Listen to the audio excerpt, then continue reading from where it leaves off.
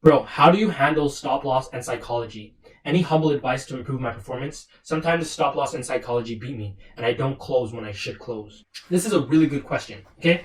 I simply look at it like this. Life and the markets are very much interrelated. I see them every day. I really see them much as the same. Every day, to understand life a little better, I kind of just relate it to the market. There's just a good understanding that it's people that are influencing the market, and in turn, the money influences the people as well. They go hand in hand. The psychology is very much the same, or it is represented and it's displayed in both cases, right? Just in money and in people. I say that to say there's a video coming out on my main channel called Expressions. Look out for that. You should check it out. I go through there, even in the 7 principles of trading, where you can get that. It's like $3. I go through and I explain simply that the market, or the composite man, as some people may say, is there just expressing itself. And as everybody has throughout whatever period of time, years, days, whatever it is, there are highs and there are lows and there are averages. Okay, so it's just important to be mindful of these expressions. What phase of the expression are we currently in? Are we peaking? Are we going down? Are we settling at an average?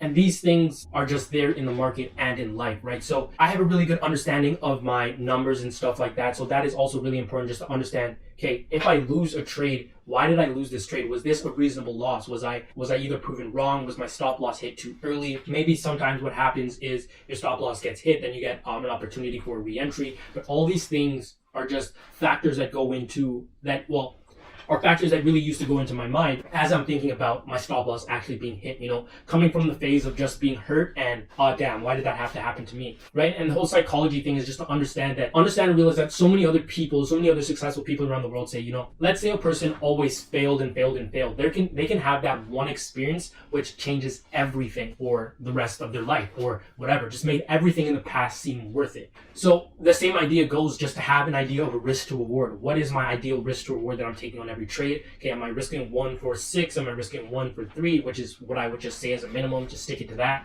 Sometimes there's things in life which I don't like. If I have a plan set out and something comes and stops that plan, I'm more just to the understanding that sometimes life is saving me from situations that I shouldn't be in, right? So there's definitely a lot of things that I reduce forcing in real life, because I've learned in the markets that if you try to force a trade, the market, you could win that trade, but there's a good chance that the market will just lash back and take, it could take your profits.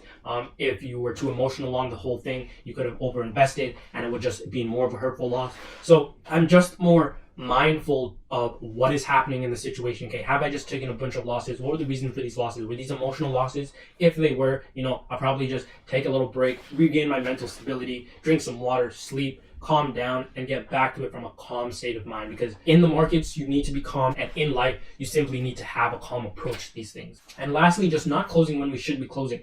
Always better to just accept the small loss so that we can keep playing later. Because in life and in trading, if you are to lose all your chips today, there is no playing the next day, right? And I simply just had the experience as well as how many accounts have I actually lost because I did not want to close the trade and the losses just accumulated. So eventually I just came to the place where I am willing to lose the account, as I have been always doing in the past. But at some point, I'm just still willing to lose the whole account. But now I'm willing to space out how many trades I'm taking before the account is actually lost. And in doing so as well, taking required risk to reward ratios on the trades just to have some statistics to work with. After I run the set of trades, I can figure out what my win rate is, and then I can figure out if I need to adjust my risk to reward from there, or what can I adjust from there? Can I add any filters to reduce or select better trades, whatever the case.